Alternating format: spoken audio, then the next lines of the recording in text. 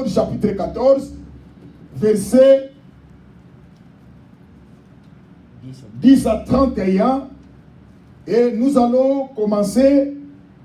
Et je vais essayer de lire parce que je vous ai parlé. Rappelez-vous, je vous ai parlé et je vais essayer quand même de faire une petite récapitulation plus rapide selon la compréhension de la parole du Seigneur. Le pharaon approchait, les enfants d'Israël approchaient, les Israélites levèrent les yeux et voici que les Égyptiens s'étaient mis en marche derrière eux. Et les Israélites furent remplis de crainte et crièrent à l'Éternel. Ils dirent à Moïse, est-ce que c'est parce qu'il n'y avait point de tombe en Égypte que tu nous as amenés pour mourir au désert? Que nous as-tu fait en nous faisant sortir d'Égypte? N'est-ce pas là que nous te disons, en Égypte, laissez-nous servir les Égyptiens, car vaut mieux pour nous servir les Égyptiens que de mourir au désert. Moïse répondit au peuple, soyez sans crainte, restez en place, et voyez comment l'Éternel va vous sauver aujourd'hui. Car les Égyptiens que vous voyez aujourd'hui, vous ne les verrez plus jamais. L'Éternel combattra pour vous et vous gardez le silence. L'Éternel dit à Moïse, pourquoi crie-t-il vers moi? Parle aux Israélites et qu'ils se mettent en marche. Et toi, lève ton bâton et tends ta main sur la mer. Et fends-la. Les Israélites entreront au milieu de la mer à pied sec. Quant à moi, je vais endurcir les cœurs des Égyptiens pour qu'ils y entrent derrière eux. Je serai glorifié par les moyens du Pharaon et toute son armée, et de ses chars, et de ses cavaliers. Et les Égyptiens reconnaîtront que je suis l'Éternel, quand j'aurai été glorifié par les moyens du Pharaon, et de ses chars, et de ses cavaliers. Bien, mais le texte est long, nous allons aller lire à la maison comme d'habitude. Nous sommes en train de parler sur les géants de ta vie. Peuple de Dieu, je vous ai parlé que regardez, les enfants d'Israël étaient des esclaves en Égypte. Ils ne pouvaient pas faire quelque chose de bon qui leur semblait bon. Mais ils étaient là pour servir un autre peuple. Mais la Bible nous dit, il y avait un moment que Dieu avait prévu, que pour que les enfants d'Israël soient libérés. Mais les Égyptiens n'étaient pas d'accord. Les Égyptiens voulaient toujours que les Israéliens soient à leur service. Je suis en train de parler, peuple de Dieu. Les géants de ta vie, c'est quelqu'un qui ne te laissera pas la chance d'être béni. C'est quelqu'un qui ne te laissera pas la chance d'être élevé. C'est quelqu'un qui ne te laissera pas la chance d'être aimé. C'est ça les géants de ta vie. Et la Bible nous dit, lorsque les enfants d'Israël, Dieu a décidé qu'ils aillent, qu'ils soient libérés. La Bible nous dit, nous avons dit dans le verset 13, lorsqu'ils ont vu les Égyptiens à leur poursuite, et la Bible nous dit, il dit à Moïse, il dit Moïse, ils crièrent, Moïse, regardez les Égyptiens, ils sont derrière nous, ils sont prêts à nous faire du mal. Moïse, nous t'avons bien dit, laissez-nous servir les Égyptiens. Car il serait souhaitable pour nous de servir les Égyptiens, mais de mourir ici au désert. Bien aimé, l'homme devant des situations difficiles, l'homme peut céder. L'homme devant la maladie, devant le manquement, l'homme est prêt à céder. C'est pour cela que nous voyons, il y a beaucoup de personnes, quand il est dans les difficultés, il est prêt même à nier son père, il est prêt même à abandonner son mari, il est prêt même à abandonner sa femme et même ses enfants.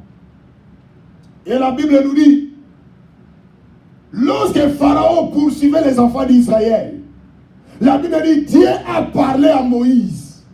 Moïse, je vais endurcir le cœur de Pharaon. Et je vais faire en sorte qu'il entre dans la mer Rouge et que mon nom soit glorifié. Mais regardez ce que la Bible nous dit. Dieu est en train de prendre gloire dans la vie de Pharaon. Laisse-moi vous dire, bien-aimés, ceux-là qui se sont levés comme les géants de vos vies, laissez-les. Dieu va faire un miracle et ils sauront que ton Dieu est Dieu. Et lorsque ton Dieu fera un miracle, c'est alors, ces gens-là diront qu'effectivement, son Dieu est le vrai Dieu. Et à ce moment-là, notre Dieu va être glorifié. Mais regardez ce que la Bible nous dit. Lorsque les enfants d'Israël commencent à pleurer, Moïse, regardez les Égyptiens, ils sont prêts. Bien aimé, les Égyptiens, tu es toujours derrière les enfants d'Israël. Celui qui est le géant de ta vie, il va commencer à contrôler tous les détails de ta vie. Le géant de ta vie, il va te poser des questions que toi, si tu n'as pas le discernement, tu penses comme si ce sont des questions normales. Mais il est en train de s'investir, d'enquêter sur ta vie. Un jour, tout ce que toi, tu es en train de lui dire, c'est ça qui va te détruire un jour. C'est pour cela, moi, j'ai toujours l'habitude de dire aux enfants de Dieu, la discrétion. Restez calme dans la vie. Restez silencieux. Il met tes ennemis dans une confusion. Ceux-là qui viendront un jour, ils ne te trouveront pas. Parce que tu étais discret. Parce que tu étais sage dans ta vie. Bien aimé, écoutez. Lorsque les enfants d'Israël levèrent les yeux, ils virent les Égyptiens à leur poursuite. Les Égyptiens, vous pouvez évoluer sans les enfants d'Israël. Mais pourquoi dans votre vie, vous voulez toujours les enfants d'Israël? C'est ce que nous vivons, peuple de Dieu. Je vais vous dire, peuple de Dieu, il y a d'autres personnes dans la vie. Il ne peut pas évoluer sans toi. Il ne peut pas être reconnu sans toi, sans ton nom. Il faut qu'il cite ton nom pour que les gens fassent attention à lui. Pour que les gens fassent attention à elle. C'est pour cela, moi, j'ai toujours l'habitude de dire, je peux être élevé sans une autre personne. Je peux être béni sans une autre personne. Parce que celui qui est déjà à moi, Jésus-Christ, il est capable de me lever. Il est capable de me bénir. Mais d'autres personnes n'évoluent jamais sans ton nom. Les géants de ta vie. Ma sœur, fais attention.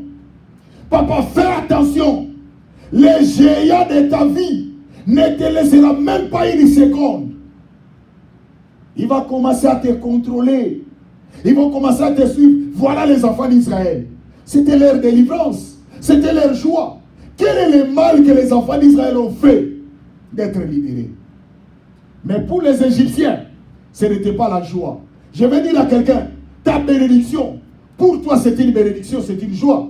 Mais pour les autres, ce n'est pas une joie. Ils seront toujours là pour te suivre. Ils seront toujours là pour te combattre. Mais c'est à toi, il faut avoir le discernement. Et la vie de prière. Regardez, lorsque les enfants d'Israël commencent, ils levèrent les yeux, ils virent les Égyptiens qui venaient. Ce qui est crié, ils ont vu devant eux la mer rouge. Ils ont regardé derrière eux, c'était les Égyptiens. Qu'est-ce qu'ils devaient encore faire? Ils étaient devant l'embarras, devant une situation difficile. Ils ont raison de pleurer. Il dit, Moïse, toi tu savais, mais nous on t'avait bien dit, laissez-nous servir les Égyptiens. Voilà, maintenant nous sommes dans une situation difficile. Dans une équation difficile. Devant nous la mer rouge, derrière nous les Égyptiens. Et maintenant, qu'est-ce que nous allons faire? Regardez dans le verset 13. La Bible nous dit,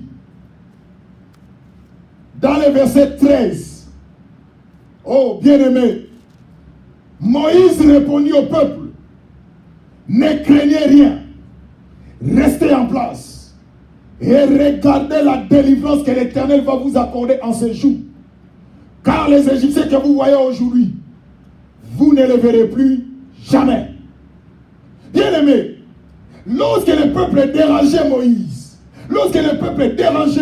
je vous ai parlé les dimanches, que si Moïse n'était pas appelé de Dieu, ces jours-là, on saura que c'était ses sentiments. Bien-aimé, c'est pour cela que je vous ai dit, il faut laisser le Seigneur vous diriger. Si vous faites des choses sans le signe de l'Éternel, Il y a des moments que vous allez arriver. Vous serez au bout. Mais si c'était une vocation de Dieu, si c'était une vocation de Dieu, et c'est Dieu qui vous a appelé, il viendra à votre secours. Mais si ce n'est pas l'Éternel, vous serez confondus. Moïse a dit, la Bible dit, Moïse répondit au peuple. Il dit, ne craignez pas. Ne craignez rien. Bien-aimé, quand Moïse parlait aux enfants d'Israël de ne pas avoir crainte, il dit, ne craignez rien. Quand la Bible parle de craignez rien, toute chose, il ne faut pas l'avoir peur. Il dit maintenant, deuxième chose, il dit, restez en place. Il dit, regardez la délivrance que l'Éternel va accorder en ce jour. Car les Égyptiens que vous voyez aujourd'hui, vous ne les verrez plus jamais. Bien, mais Dieu nous a envoyés sur cette terre pour être bénis. Dieu nous a envoyés sur cette terre pour vivre à la grandeur. Mais il y a toujours des géants qui seront là.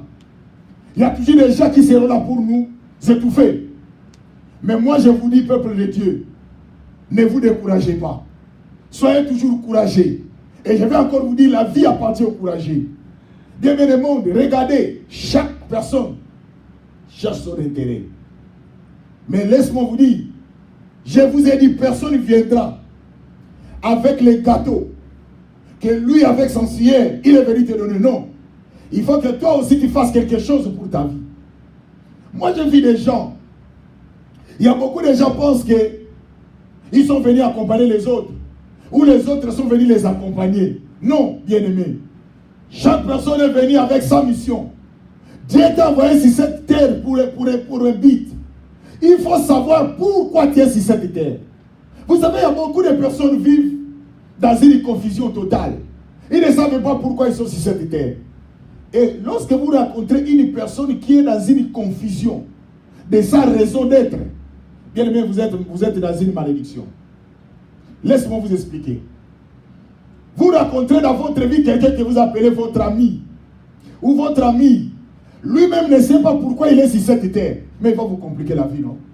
Parce que lui-même est en train de compliquer d'abord sa propre vie. Et pourquoi pas qu'il vous complique votre vie? Voilà pourquoi il y a des gens qui mettent des confusions dans votre vie. Ce sont des gens qu'on les appelle les géants de ta vie. Qui ne veulent pas que toi tu réussisses. Qui ne veulent pas que toi tu sois béni. Qui ne veulent pas que toi tu pries.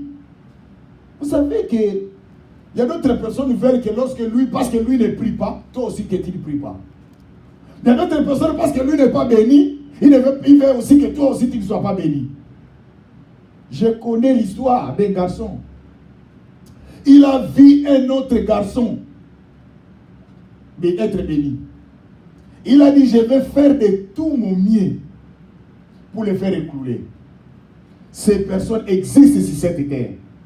Ma soeur, vous pensez que tous les conseils que les gens peuvent venir vous donner, ce sont des bons conseils? Vous pensez que toutes les paroles que les gens peuvent utiliser, ce sont des bonnes paroles ou des belles paroles? Mais il faut avoir le discernement de la parole de Dieu. Et combien de fois je vous ai dit même dans cette église, les choses que je vous prêche, vous devez vérifier ça à la lumière de la parole de Dieu. Je ne fais pas de fanatisme biblique. Je ne fais pas de fanatisme dans cette église. Nous voulons être comme des chrétiens de Bérée et de Thessalonique. La Bible dit que ces chrétiens faisaient quoi? Ils examinaient les Écritures pour voir ce qu'on leur disait était exact. Les géants de nos vies. Israël est sorti. Israël a eu la délivrance. Israël était dans la joie, dans la fête. Mais les géants de leur vie disent non. Vous n'allez pas vous réjouir. Vous allez retourner dans l'esclavagisme. Vous serez toujours nos esclaves. Et il y a aussi des gens pareils qui ont le même comportement comme les Égyptiens. Ils veulent toujours que les gens soient à leur service. Sortez. Sortez au milieu d'eux, comme dit la Bible. Bien aimé, que personne puisse vous assujettir. Il faut sortir de cet esclavage. C'est pour cela que la Bible dit, si le Fils vous a franchi, vous serez réellement libre. Et vous connaîtrez la vérité. Et la vérité vous affranchira. Je vous ai parlé que nous avons plusieurs géants de nos vies. L'impudicité, c'est le géant. L'égoïsme, c'est le géant. L'idolâtrisme, c'est le géant. Mensonge, c'est le géant. L'hypocrisie, c'est les géants. Nous avons plusieurs géants de nos vies. Israël avait un géant qui était les Égyptiens, qui ne voulaient pas leur délivrance. Et même Israël était influencé par les Égyptiens. Je vais dire à quelqu'un, il y a des fois, les géants de ta vie peuvent t'influencer. Mais moi, je suis en train de vous enseigner pour que l'influence des géants de ta vie soit faible, soit nulle sans effet. Il faut avoir la prière. Lisez la Bible, lisez la parole de Dieu. Comme nous dit dans Josué chapitre 1, verset 8, que ce livre de la loi ne s'éloigne point de ta bouche. Médite-les jour et nuit, et tu auras du succès dans tes entreprises, et tu réussiras. Regardez la Bible nous dit, dans le verset 13, Moïse répondit au peuple, il a vu, le peuple était dans la peur, dans la frousse. Et Moïse a lu ça dans le visage du peuple Israël. Les cris là qu'il faisait là, ce n'était pas les cris des gens qui ont de l'espoir, mais c'était les cris des gens qui étaient déjà désespérés. Je vais dire à quelqu'un, tu es dans le désespoir. Tu sais pourquoi? Parce que la crainte est dans ton cœur. La frousse. Il faut bannir la crainte. Il faut bannir la frousse. Bien aimé, dans la vie, il faut affronter. Dans la vie, il faut essayer. Dans la vie, il faut risquer. Et Dieu sera avec toi. Moïse dit, ne craignez rien. Il dit, ne craignez rien. Même un cacre là, il ne faut pas avoir peur. Rien. Il dit, il faut être sûr. Parce que celui qui nous a délivrés ne ment jamais. Voilà pourquoi la Bible nous dit, notre Dieu n'est pas un homme pour mentir, ni un fils de l'homme pour se repentir. Ce qu'il dit, il réalise. Il dit, le premier verbe, c'est le verbe craindre. Il dit, il ne faut pas avoir peur. Pourquoi peut-être vous avez peur? Même il y a des enfants de Dieu qui prient, qui vont à l'église, qui lisent la parole de Dieu. Ils ont même peur de leur maison. Ils ont même peur de tout ce qui arrive dans leur vie. Bien, mais j'ai parlé avec quelqu'un. J'ai dit, par exemple, dans ma vie, je viens de faire une erreur. Parce que l'erreur est humaine. Mais si vous mettez encore la crainte ou la frousse, la peur, mais vous allez encore commettre d'autres erreurs. Parce que vous êtes déjà dans l'erreur. Il faut être serein. Il faut être sûr. Cherchez d'abord comment réparer l'erreur que vous venez de commettre. Ou vous venez de faire. Au lieu de chercher la solution, vous avez mis encore la peur dans votre vie. Et cette peur va encore vous amener à faire encore des gaffes. C'est pour ça qu'il faut être prudent. Il y a des fois, quand Moïse parlait, n'ayez pas crainte. Ne craignez rien. Il voulait demander aux enfants d'Israël, il faut avoir la maîtrise de soi. Il faut être posé. Peuple de Dieu, lorsque vous n'avez pas la maîtrise de soi, vous n'aurez pas, et vous ne réussirez jamais dans votre vie. Parce que vous n'avez pas la maîtrise. Vous savez, quand quelqu'un a la maîtrise, quelle que soit la gravité du problème, quelle que soit la gravité de la situation, il est capable de donner la solution. Parce que laisse-moi vous dire, peuple de Dieu, tout problème sur cette terre, Dieu a créé les problèmes pour avoir la solution. Qu'on ne vous trompe pas. Il n'y a aucun problème qui peut dépasser quelqu'un. Vous savez quand est-ce que les problèmes nous dépassent? Lorsque nous perdons la maîtrise de soi. Lorsque nous sommes plus posés. Nous perdons contrôle. C'est alors que les problèmes nous dépassent. Mais si tu es posé, si tu as la maîtrise de soi, quelle que soit la gravité de ces problèmes, tu es capable de donner la solution. Jésus était devant un problème. Le problème de Jésus, c'était de sauver l'humanité. Et vous savez comment le Seigneur a traversé sa vie. Mais ce qui a fait du Seigneur un victorieux, ce qui a fait du Seigneur lorsqu'il criait sur la croix, il dit, Père, tout est accompli. Et il a dit, j'ai remis mon esprit. C'est pour cela que j'ai toujours l'habitude de dire, Jésus est mort d'une façon surnaturelle. Une mort surnaturelle, c'est-à-dire quoi? C'est lui-même qui a remis son esprit. Mais nous mourons d'une façon naturelle. Nous ne remettons pas notre esprit. Mais quelqu'un prend notre esprit. La maladie peut prendre ton esprit. Les problèmes peuvent prendre ton esprit. C'est-à-dire quand je parle de l'esprit, c'est ton âme. Ce sont des mots, ce sont des jets de mots. Devant la situation, tellement qu'il y a trop de problèmes dans ta vie, tu peux avoir la tension, l'hypertension, l'hypotension, et ça peut t'amener à la mort. C'est-à-dire, c'est cette situation qui a pris ton esprit. Mais pour Jésus, la Bible nous dit, c'est lui-même qui a dit, Père, tout est accompli. J'ai remis mon esprit. Il a remis son esprit lui-même. C'est pour ça que la Bible nous dit, il est mort d'une mort surnaturelle. Peuple de Dieu, réveillez-vous. Moïse a dit, ne craignez rien. Ma sœur, pourquoi tu as peur? Papa, pourquoi tu as peur? Mon frère, pourquoi tu as peur? Devant des situations, nous sommes prêts à donner la solution. Dieu est Dieu. Moïse avait compris que, avec la paix, ses enfants, Israël, ne traverseront pas la mer Rouge. Bien-aimés, la vie nous garde. La vie nous cache des réalités devant nous. Il y a d'autres choses que nous ne savons pas. Nous ne pouvons pas voir ça. Mais il faut être sûr. Il faut mettre la peur loin de ta vie. Vous savez combien de personnes sont mortes à cause de la peur? Quelqu'un vient vous dire, vous savez la maladie que votre père vient de mourir, c'est une maladie familiale. Notre grand-père est mort avec. Notre tel grand-père, c'est comme ça. Et maintenant, vous prenez cette histoire-là, vous mettez dans votre esprit, ça crée la crainte, la peur. Un jour, ça commence à vous ronger. Ça commence à vous ronger et un jour, vous allez faire quoi? Vous allez mourir. Bien aimé, il y a des fois dans la vie, si quelqu'un dit de quelque chose, dis oui. Tu as dit que c'était dans notre famille. Mais celui-là, son nom était Jean. Moi, mon nom, c'est André. C'était lui, c'est pas moi. Il y a des fois, avec la détermination, tu peux mettre de côté ce qui est anormal. Peuple de Dieu, Moïse a déclaré aux enfants d'Israël, nous avons des choses à faire. Si vous entrez avec la peur, nous n'allons pas arriver à la destination. Il dit, ne craignez rien. Ne craignez rien. Bien aimé, vous savez, je vais vous dire, selon l'histoire de la Bible, les enfants d'Israël, tous ceux-là qui sont sortis en Égypte, il n'y avait que 2 qui sont entrés à Canaan. Mais cela ne veut pas dire que 2 personnes sont entrées à Canaan. Mais ceux-là qui se sont nés en cours de route, ce sont ceux-là qui sont entrés au Canaan.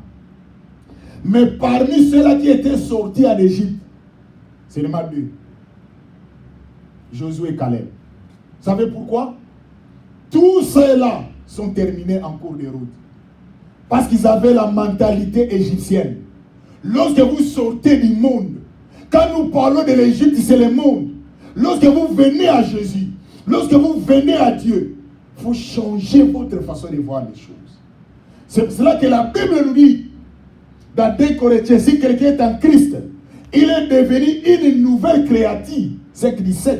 Les choses anciennes sont passées, voici toutes choses sont devenues nouvelles. Si vous venez à Jésus avec la mentalité du monde, ce que vous faisiez au monde, bien aimé, vous n'irez pas loin. Vous allez mourir en cours de route. C'est-à-dire, vous allez vous rétrograder. C'est pour cela que vous voyez même dans les églises, il y a des gens qui viennent aujourd'hui à Jésus, il est rétrogradé. Il est retourné au monde. Quand nous utilisons l'expression retourner au monde, c'est-à-dire les péchés commencent à dominer sur lui. C'est pour cela que vous voyez à beaucoup de personnes, pour prier, c'est difficile. La mentalité du monde. Les choses anciennes. Il est venu avec les choses anciennes à l'église. Il est venu avec les choses anciennes à Jésus. Vous n'irez pas loin. Moïse avait compris. Moïse a dit, ne craignez rien. Parce que Moïse avait vu la crainte. Il avait lu la crainte dans le visage des enfants d'Israël. Hé Moïse, voilà le pharaon est là. Voilà les Égyptiens. Nous t'avons dit, laissez-nous mourir ici. Et laissez-nous mourir en Égypte. Pourquoi tu nous as fait sortir? Oh, ce sont eux qui ont chanté. Qui ont dit, oh, les dieux de nos pères. Les dieux de nos aïeux. Il nous a délivrés. Ce sont ceux qui ont chanté. Ce sont eux. Mais devant les situations, les petites situations, ils ont eu peur. Bien-aimé, je vous parle, peuple de Dieu. Moïse dit, ne craignez rien. Sœur, pourquoi dans votre vie vous avez la crainte? On vient vous dire que vous, dans votre famille, il n'y a personne qui peut se marier. Si on commence à vous relater l'histoire de toute votre famille, personne ne s'est marié. Et vous avez mis la crainte en vous. Vous avez mis la peur en vous. Cela va se réaliser. Nous avons encore une aventure devant nous qui nous attend. Mais il faut être déterminé et sûr. Ce sont les géants de nos vies. C'est la crainte. Voilà, peuple de Dieu.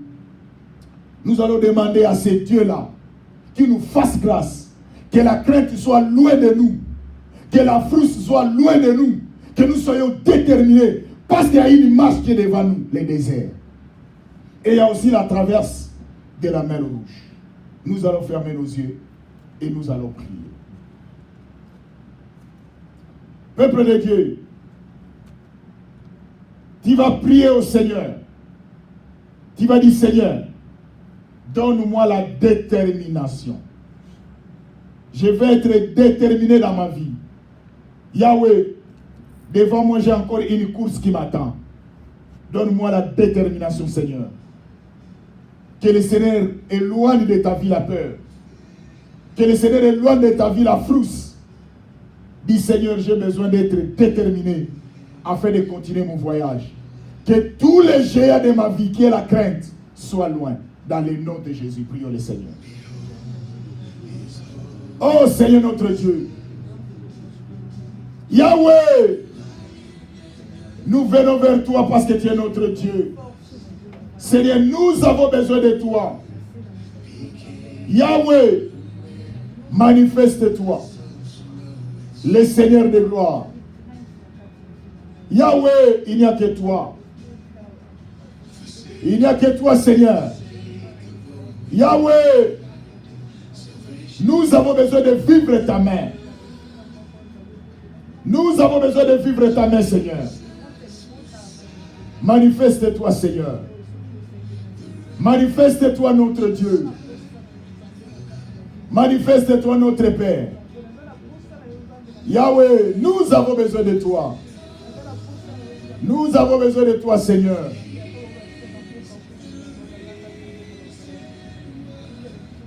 Seigneur, accorde-moi dans ma vie la détermination. Oh Seigneur, accorde-moi la détermination, mon Dieu. Yahweh, il n'y a que toi, le Seigneur de gloire. Dans le nom de Jésus. Que la grâce et la faveur du Seigneur soient avec nous. Dans le nom glorieux de notre Seigneur. Nous t'avons ainsi prié. Merci Seigneur Jésus-Christ. Amen. Amen. Nous acclamons très fort pour notre Seigneur.